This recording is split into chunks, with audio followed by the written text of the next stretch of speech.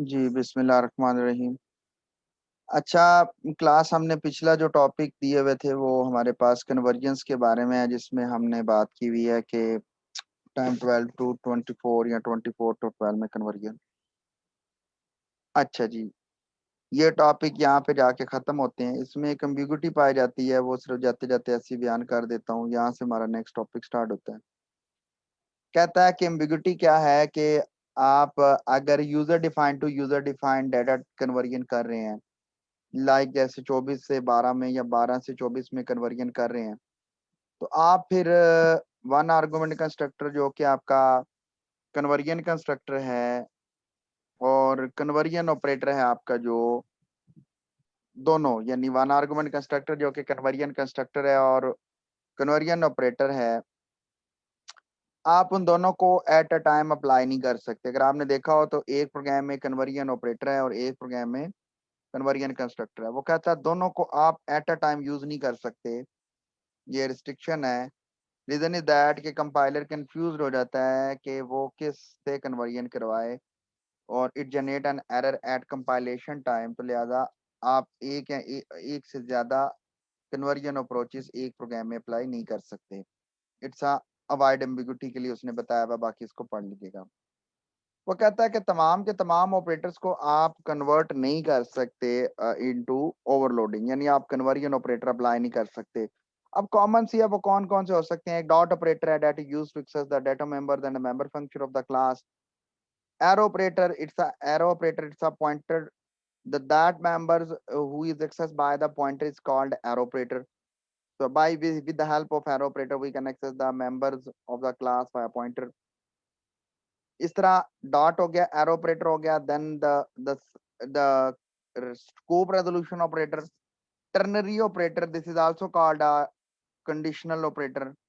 ठीक है, then ampersand operator, और याद रखिएगा, और asterisk operator. It's not a multiplication, it's a pointer to asterisk. कहता है इन ऑपरेटर्स को आप ओवरलोड नहीं कर सकते, बिकॉज इसलिए because they have a specific meaning in C plus plus. यहाँ तक इसको कुछ सर जी जी बोलें। सर हम असाइनमेंट ऑपरेटर को ओवरलोड कर सकते हैं? 100% जी, बिल्कुल करेंगे, हम जी आर करेंगे 100%। सिंपल ही है, बहुत सिंपल है वो।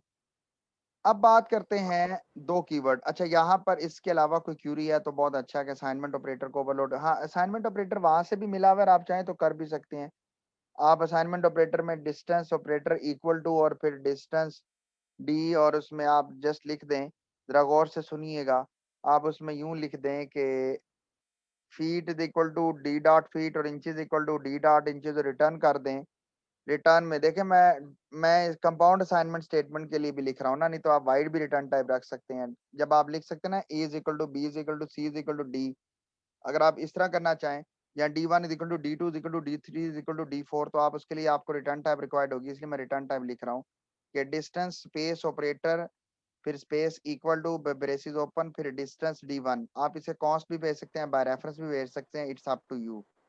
इस सर मेंबर जैसे हम लोग जी जी सर जैसे हम लोग डेटा कन्वर्जन करते हैं, मतलब एक टाइप के क्लास का ऑब्जेक्ट दूसरे टाइप में कन्वर्ट करते हैं, तो हम लोग कह सकते हैं कि यहाँ पे भी हम लोग एक ही 100 टाइप का ऑब्जेक्ट दूसरे टाइप के 100 ऑब्जेक्ट में कन्वर्ट कर रहे हैं। 100% सही आंसर, 100%। लेकिन वन आर्गुमेंट कंस्ट्रक्टर जब आप भेजते हैं ना कॉपी इनिशियलाइजर से, it must be pass by reference, it must be pass by reference. क्यों? इसका रीजन बाद जब हम ओवरलोड करेंगे ना किस चैप्टर में जाके, पॉलीमॉर्फिज्म में, तो फिर आपको पता चल जाएगा। चैप्टर नंबर 14 या 13 है, मुझे याद नहीं है। बात कर सर बात सर एक क्वेश्चन पूछना था। अवैस पूछें जी। सर ये जो हम जब यूजर डिफाइन से यूजर डिफाइन में कन्वर्ट करते हैं, तो सर जी कंस्ट्रक्टर जो होता है असाइनमेंट ऑपरेटर के लेफ्ट साइड पे उस ऑब्जेक्ट की क्लास में बनाना होता है, और जो राइट पे होता है उसमें कास्टिंग ऑपरेटर बनाना होता है, मतलब कन्वर्जन ऑपरेटर। देखें ना, अवैस सादा सी बात है कि आप जब आप कंस्ट्रक्टर कॉल करते हो, यू कैन सी, तो आपकी जो वैल्यू होती है वो आपके राइट साइड पे होती है ऑपरेटर के। तो आप कंस्ट्रक्टर को वैल्यू पास कर रहे हैं, कंस्ट्रक्टर को वैल्यू पास इस तरह कर रहे हैं in the form of creating the new object. मैं इसको नीचे डिफाइन कर दूं, इसी सवाल को नीचे मेरे म्यूटेबल और एक्सप्लिसिट में आ जाएगा, तो आपको ये बात क्लियर हो जाएगी। मैं ये टॉपिक स्टार्ट करता हूँ, नीचे एग्जांपल आ जाएगी, फिर मैं वैसा वाला आंसर इस टॉपिक के फौरन बाद आपको बता दूंगा, बीच में बता दूंगा। Okay okay sir. बात करते हैं keyword explicit and mutable. Explicit का मतलब होता है forcefully, you have to instruct the compiler to do this thing. और म्यूटेबल का मतलब ये होता है म्यूटेब कर जाना, चेंज हो जाना, मॉडिफाइड, अपनी हिब्बत चेंज कर जाना during the execution of program. Mutable का कीवर्ड गौर से सुन लीजिएगा, हमेशा कंस्ट्रक्टर्स के लिए लगता है। आप at the start of the constructor you have to mention the explicit. It means you are defining this constructor as explicit. Mutable हमेशा क्लास के डाटा मेंबर्स के लिए लगता है, ठीक है, याद रखिएगा।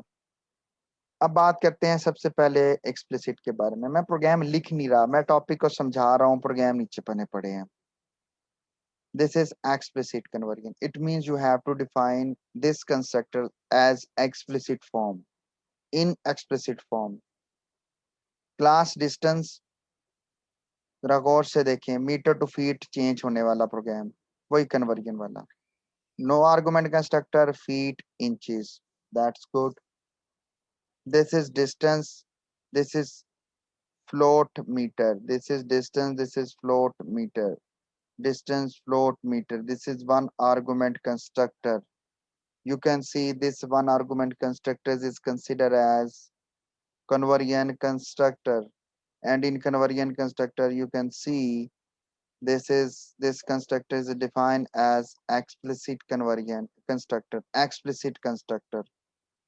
We have a mention a name explicit at the start of the constructor name,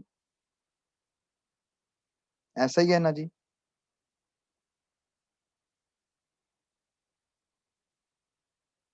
So this is the explicit keyword at the start of a distance. Okay. अब बात क्या है, जरा इस तरफ ध्यान दीजिएगा। हमने सिर्फ explicit लिखा, डिफरेंस कहाँ है? You can see in the main function. Distance dist 2.35f. So it means you are passing one argument to one argument constructor when you are creating dist1. Compiler happily one argument constructor को चलाएगा। जरा गौर से सुने होगा क्या। 2.35 metres को गया, मीटर्स इसको कन्वर्ट करता है किसमें, एक ऑब्जेक्ट में, और वो ऑब्जेक्ट बनता है dist1। लेकिन अगर गलती से आपने ये लिख दिया इन दिस फॉर्म, पहले क्या होता था कि कंस्ट्रक्टर कहता था it look like passing argument to one argument constructor, तो वो परफॉर्म्ड कर लेता था। But in this sense it generate an error at the compilation time.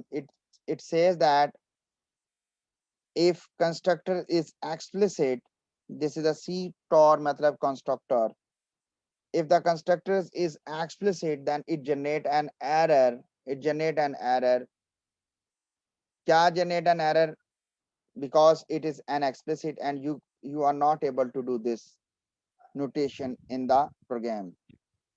पहले अगर ये रिमूव कर दें एक्सप्लिसिट को, यहाँ पे तो कर दें, रिमूव कर दें, then you can perform this thing. मैंने आपको पहले भी बताया हुआ है ये चीज। But when you have mention this thing, but then you are only able to write the argument in argument braces rather than assignment operator. मैंने साफ अल्फाज बोल दिए हैं। When you have mention explicit constructor, so you are able to define the argument within the argument braces rather than defining the assignment statement.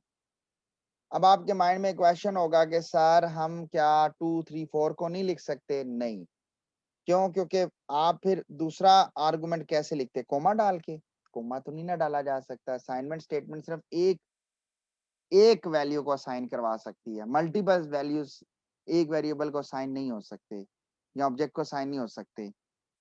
यानी distance 1 is equal to 2.35 comma 9.1 comma 3 comma 5 comma 11, इस तरह तो नहीं ना हो सकता जी। तो एक वैल्यू लिखते हैं। और आपको याद होगा कि असाइनमेंट ऑपरेटर की डेफिनेशन है कि एक वैल्यू राइट से लेफ्ट की तरफ आती है, एक वैल्यू, मल्टीपल वैल्यूज नहीं आ सकती। तो इसलिए वन आर्गुमेंट कंस्ट्रक्टर के बारे में डिफाइन हो रहा है। इसी तरह गौर से देखें इस पे एरर क्यों आ रहा है। देखें, आपने एक फनी डिस्टेंस का, एक फैंसी डिस्टेंस का आपने एक फंक्शन बनाया हुआ है, और इस फंक्शन के अंदर जरा गौर से देखें, आप मीटर्स पास कर रहे हैं, मीटर पास कर रहे हैं। इसको जरा गौर से देखिए, मैं ये स्टेटमेंट पूरी लिख रहा हूं। इसका मतलब ये है बच्चों कि डिस्टेंस को आप MTRS असाइन कर रहे हैं। Distance D is equal to MTRS। ये तो बिल्कुल लुक लाइक सेम इसी तरह नहीं है। डिस्टेंस डिस्ट इज इक्वल टू 2.35, यहाँ पर लिखा हुआ है डिस्टेंस D, वहां डिस्ट 1 था, यहाँ D था, और वहां 2.35 था, यहाँ मीटर था लिखा हुआ। तो इसका मतलब यह है कि इस डिस्टेंस D के लिए वन आर्गुमेंट कंस्ट्रक्टर चलाया जिसमें MTRS मीटर्स एज आर्गुमेंट होंगे। तो वही बात है, वो तो एक्सप्लिसिट है, वो तो इस तरह चलेगा ही नहीं। तो इट जनरेट एन एरर। तो यहां पर भी एरर आ जाएगा। Reason is that because it's explicit. अगर ये एक्सप्लिसिट ना होता तो फिर ये भी स्टेटमेंट हमेशा के लिए लीगल होती और ये भी स्टेटमेंट हमेशा के लिए लीगल हो। जी जी सर, हमारे पास कन्वर्जन तो सिंपल भी हो रही है, तो हम लोग एक्सप्लिसिट का कीवर्ड क्यों यूज कर रहे हैं? एक्सप्लिसिट की वर्ड कहीं पर रिस्ट्रिक्शन लगाने के लिए कि इस तरह की कन्वर्जन ना की जाए। ओ सॉरी, इस तरह की, ओके सर। या इस तरह का काम कहीं पे भी ना हो।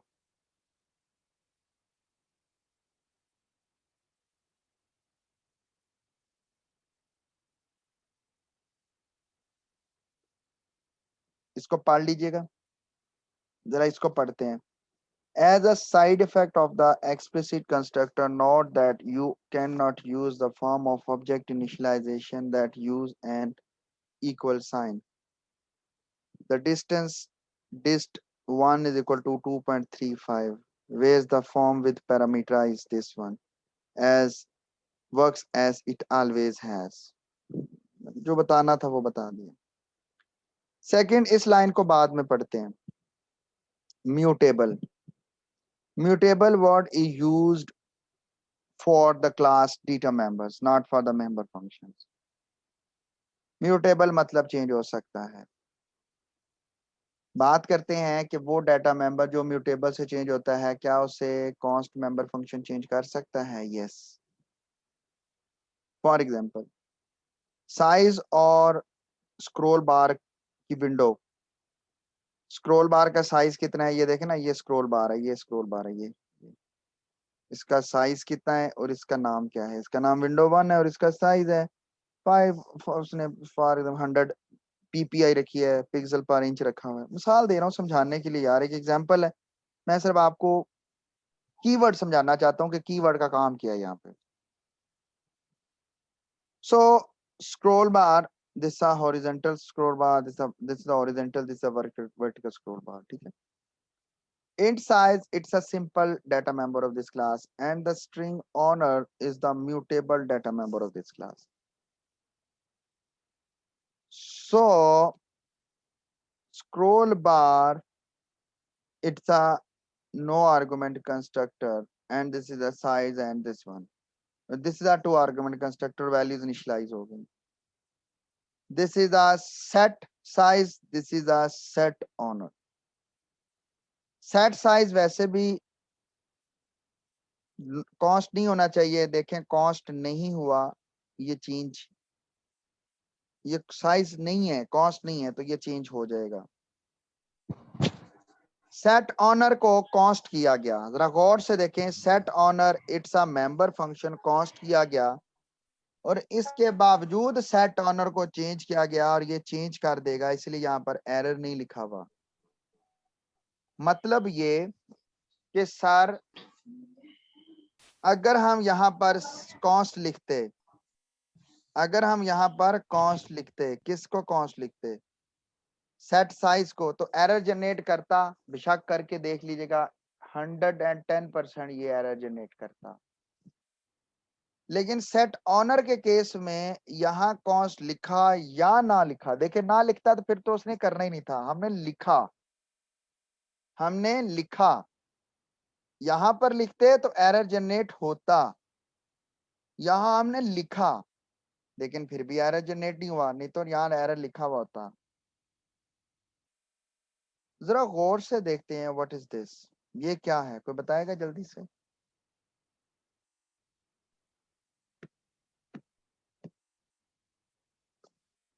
This is a constant object. यहाँ पे हम लोगों ने कांस्टेंट ऑब्जेक्ट जनरेट किया जिसको हम लोगों ने 2 आर्गुमेंट्स पास किए, एक साइज, मतलब यहाँ पे 2 आर्गुमेंट कंस्ट्रक्टर चलेगा, एक ही बार चलेगा, उसके बाद वैल्यू चेंज नहीं होगी एग्जैक्टली। हमने लिखा S bar dot set size, constant object की शर्त ये है कि मैं चेंज नहीं होता, तो इसलिए मुझे वो मेंबर फंक्शन कॉल करे जो मुझे चेंज नहीं होने चाहिए देगा। 2 शर्तें हैं, मैं चेंज नहीं होता और मुझे कॉस्ट मेंबर फंक्शन कॉल करेगा। Set size is a cost member function, नहीं तो एरर। वो कहता एक तो गौर से सुनिएगा, ये कॉस्ट नहीं है, दूसरा मैं चेंज नहीं हो सकता, तो 2 तरफ से उसको एरर मिलेंगे, स्ट्रॉन्ग एरर मिलेगा। You can not do this to const object, this is okay, मतलब ये बात ठीक है। अब आते हैं S bar dot set owner, कहता है सेट ऑनर तुझे कॉस्ट होना चाहिए, तो ये देखें सेट ऑनर कॉस्ट है, कहता है ओके तुम तो कॉस्ट हो, तो मैं तुम्हें बुला सकता हूं, तुम अपनी बॉडी में मुझे चेंज कर रहे हो, कहता है हाँ जी तुम हो सकते हो, because you are mutable, you are mutable, so you have ability to modify your this data member who is defined with the mutable keyword। कहता है इट्स ओके। इसके बाद शो करके देखते हैं, आप इस प्रोग्राम को चला के देख लीजिएगा। S bar gate size, gate size को कॉन्स्ट होना चाहिए, वो साइज रिटर्न कर रहा है, वो शो 60 करवाएगा। S bar dot get owner, get owner return करवा रहा है, स्ट्रिंग को कॉन्स्ट होना चाहिए। अब यहाँ पर भाई विंडो 1 नहीं आना चाहिए, विंडो 2, अगर विंडो 2 आया तो मैंने जो बातें की हैं वो 100% ट्रू हो जाएंगी। यहाँ पर कोई क्यूरी है तो पूछ सकते हैं, हेडिंग पढ़ते हैं। कहता है जी कि changing cost object by using mutable, it means the those data members who is defined as a mutable are modified, are modified। Clear हो गया जी, कोई क्वेश्चन है तो पूछ सकते हैं जी प्लीज। सर आपने जो बताया ना कि म्यूटेबल होगा, हमने ऑब्जेक्ट को कॉन्स्ट कर दिया है, वो आपने कहा है कि पहले वो देखेगा कॉन्स्ट है या फंक्शन नहीं है, जो अगर वहां पर हम कॉन्स्ट नहीं करेंगे म्यूटेबल होगा फिर भी वो चल जाएगा, चेंज होगी उसमें। देखें जी, अगर म्यूटेबल करते हैं, अगर देखें ना, अगर आप कॉस्ट ऑब्जेक्ट बनाते ही नहीं है, जरा गौर से सुनिएगा, तो फिर तो वो म्यूटेबल हो ना हो उसने तो चेंज हो जाना है। असल तो कहानी है कि कॉस्ट ऑब्जेक्ट, बात को ये अंडरस्टैंड करिएगा कि कॉस्ट ऑब्जेक्ट को भी की भी डाटा को चेंज कर लेता है, इसलिए तो विंडो 1 से विंडो 2 हो गया। बात समझ आ रही है? अगर कॉस्ट ऑब्जेक्ट नहीं है फिर तो भाई आप जब मर्जी चाहो जिस मर्जी को चाहो चेंज कर लोगे। असल तो यह है कि कॉस्ट ऑब्जेक्ट की भी डाटा मेंबर चेंज हो सकते हैं, वो सिर्फ वही होंगे जो म्यूटेबल होंगे, अदरवाइज नहीं होंगे। कोई क्यूरी है, कोई क्वेश्चन है, पूछ लीजिएगा। समरी आ गई है, चैप्टर खत्म हो गया है। और चैप्टर को जरूर देखा करें, basic to user, user to basic, basic to basic, basic to basic, और basic to class, class to basic, class to class, ये सारे लिखे हुए हैं। बिल्ट इन कन्वर्जन होती है, इसके लिए कन्वर्जन कंस्ट्रक्टर होता है, इसके लिए कन्वर्जन ऑपरेटर होता है, और इसके लिए दोनों होते हैं, या कन्वर्जन कंस्ट्रक्टर या कन्वर्जन ऑपरेटर। आपने ऊपर एग्जांपल देखी हुई है जो बीइंग असाइनमेंट के तौर पे है। इसके बाद एक्सरसाइज है, इसके एमसीक्यूज को जरूर देखा करें, ठीक है, जरूर देखें इनके एमसीक्यूज को। और इसके अलावा एक्सरसाइज में प्रोग्राम है, इसको भी जरूर देखें। यहाँ तक कोई क्यूरी है क्लास तो जरूर पूछें मुझसे।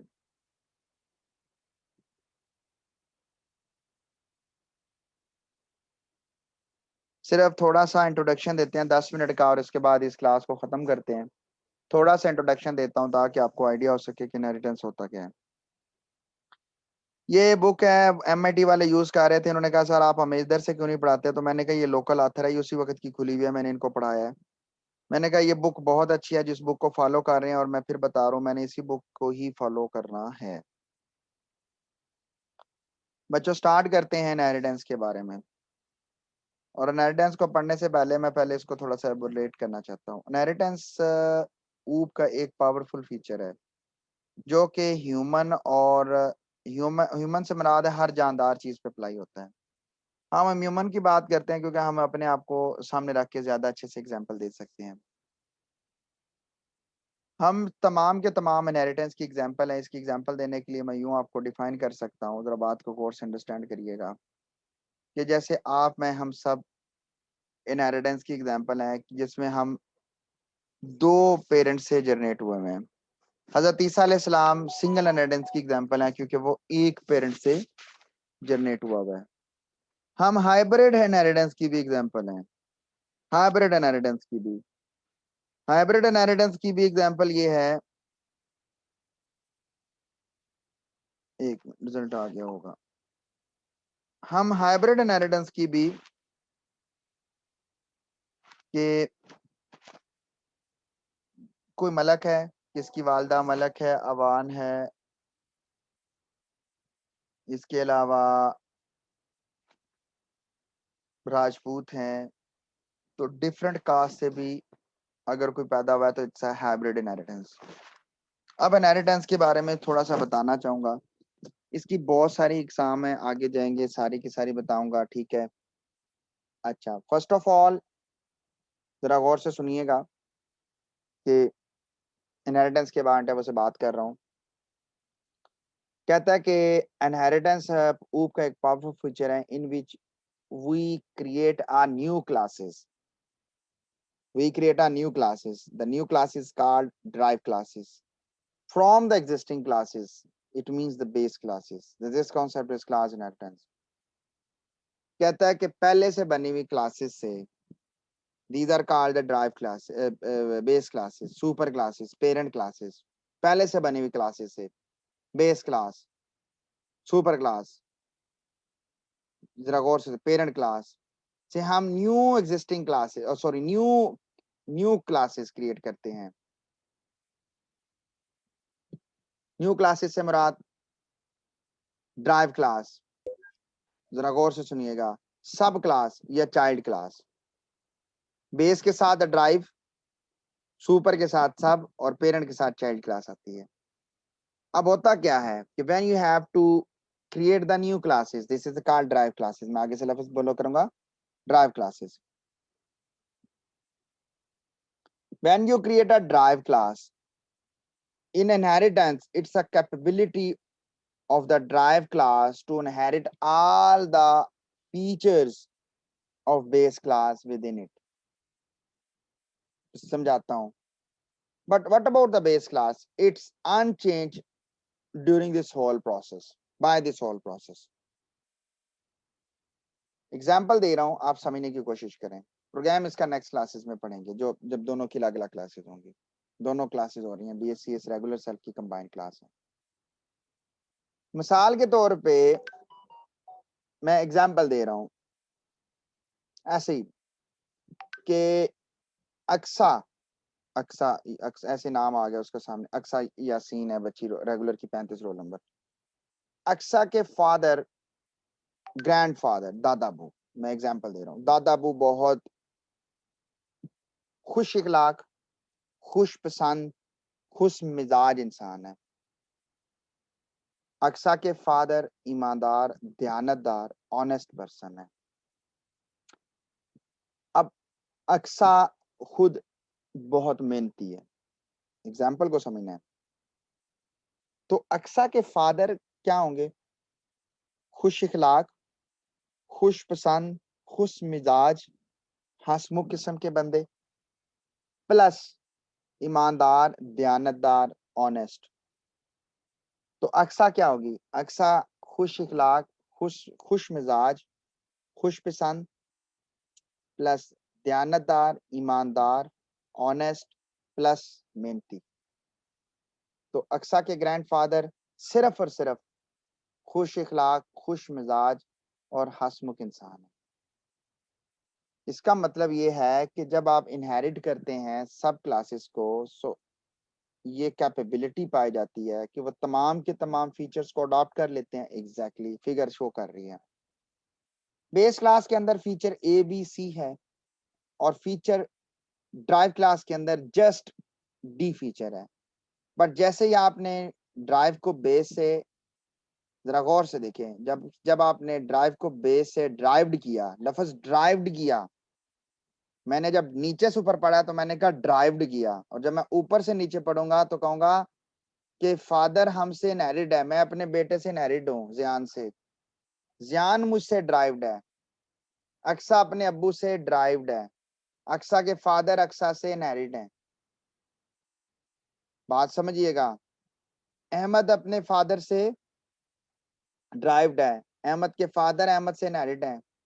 अलिशबा के, मैं बार बार रिपीट कर रहा हूँ, अलिशबा के अब्बू इससे इनहेरिट है। अलिशबा अपने अब्बू से ड्राइव्ड है। सो एरो कहता है मींस ड्राइव्ड फ्रॉम, जो the derived class is derived from base class. और जब ऊपर से नीचे पढ़ेंगे तो base class is inherit with this class. ये मल्टीपल क्लासेस अब इनहेरिट हो सकती हैं। बात समझ आ रही है? वो बाद में बात करेंगे। Yes sir. हाँ जी, yes sir. Class to class, जी बिल्कुल जी, सही कह रहे हैं। अब A B C define in base classes but accessible from the drive classes. Yes, these are the features. जायदाद, दादा अबू की जायदाद अब उसके बेटे को, फिर उसकी जायदाद उसके बेटे को मिलती है। ऐसे ही नहीं है रियल लाइफ में भी। अच्छा, जब आप जाते हैं एक गांव में, मैं बात को छोटा शॉर्ट कर रहा हूँ, जब आप किसी गांव में जाते हो, आप अपने ददियाल गांव में फर्स्ट टाइम जिंदगी में गए हो, या वो बच्चियां जो हमारी गांव में रहती हैं वो बेहतर इस सिनेरियो को जानती हैं कि जब आपके घर में कोई माई बूढ़ी आती है और आपको मिलती है तो पंजाबी क्या कहती है? हाँ ते सगवी अपनी दादी ते वे, ये दे ते नैन नक्शे ते बाप ते गए ने, इधर ते नाक ही अपने अब्बे वांगा लंबा है। या जब आप बॉयज में से कहीं सी गांव में जाते हैं, फर्स्ट टाइम अपने किसी इंसेस्टर्स गांव में जाते हैं, तो वो कहते हैं "ई, तू मलका दा छोड़ते नहीं है"। आप कहते हो जी।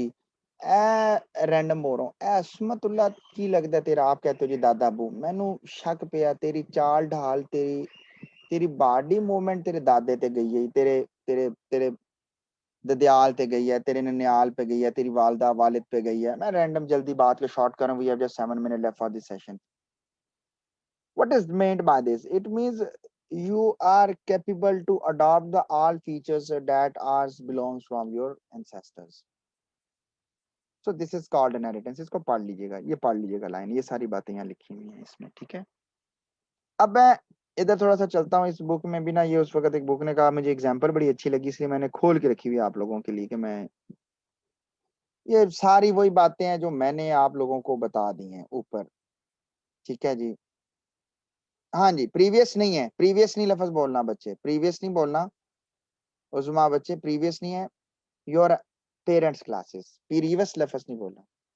Parent classes, super classes, base classes. कहता है कि फॉर एग्जांपल एक व्हीकल की क्लास है जिसके अंदर व्हील और मोटर है। मैंने इसको पढ़ के ना खुद से एक सिनेरियो बना लिया, थोड़ा सा इसको पढ़ के। कहता है ये क्लास फर्दर 3 क्लासेस से नरेटेड है, यानी इससे 3 क्लासेस ड्राइव की गई हैं। देखो मैंने फिक्र को किस तरह मोड़ा है, ये क्लास इन 3 से नरेटेड है या ये क्लासेस इनसे ड्राइव्ड है।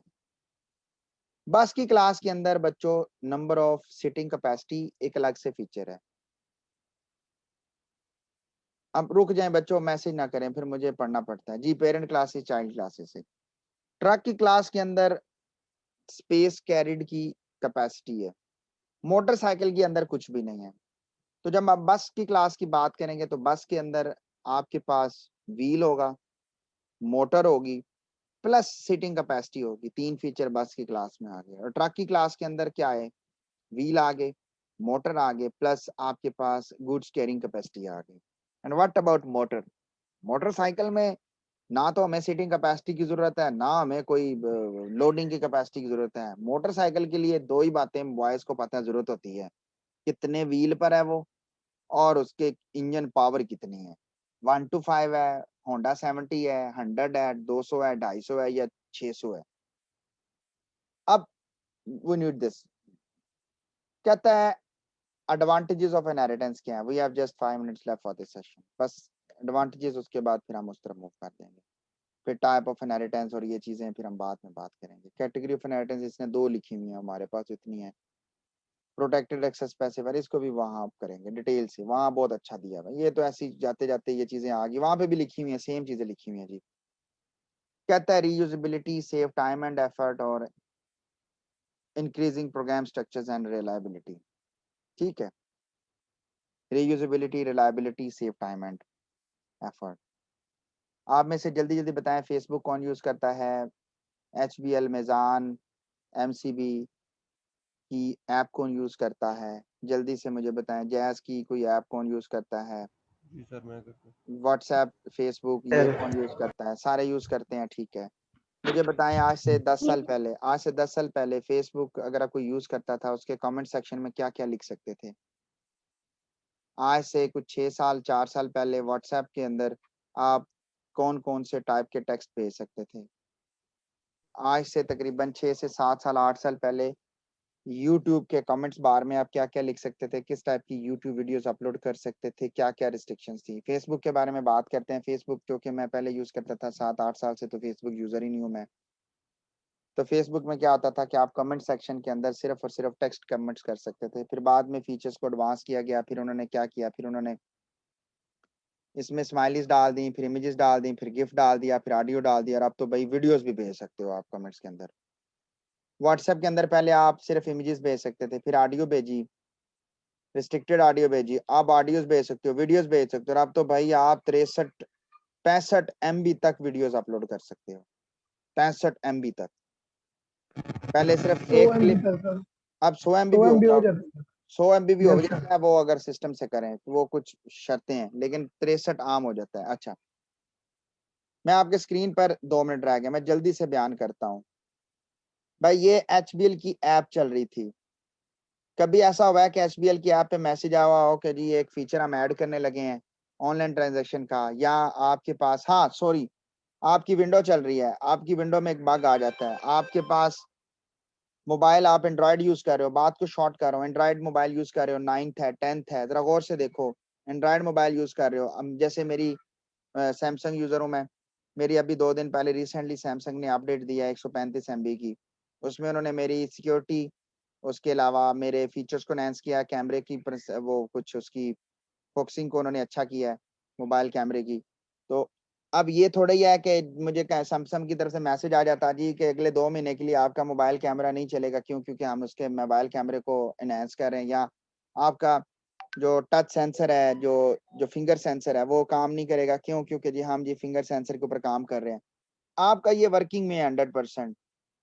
इनके अंदर कुछ बग हैं, जरा देखिएगा। वो बग भाई यहाँ पर वो बग वाला सेशन यहाँ पर वो डिफाइन कर रहे हैं, और यहाँ पर वो उस फीचर के ऊपर काम कर रहे हैं। इस फीचर के ऊपर काम करने के बाद इसकी टेस्टिंग की, जब इन्हें कंफर्म हुआ 100% के ये बिल्कुल 100% एक्यूरेट हो गया, फौरन आपके रनिंग के अंदर उसकी छोटी सी एप्लीकेशन भेज दी और साथ ही वो अपडेट हो गया। आप एंड्रॉइड यूज करते हो, आप व्हाट्सएप यूज करते हो, नया फीचर आता है तो इसका मतलब ये नहीं होता कि आपका पुराने मैसेज डिलीट हो जाते हैं और नया व्हाट्सएप आ जाता है। उसी के अंदर एक नया एडवांस फीचर, आप अगर जब भी कभी व्हाट्सएप अपडेट करते हैं, नीचे नए फीचर्स देख लिया करें।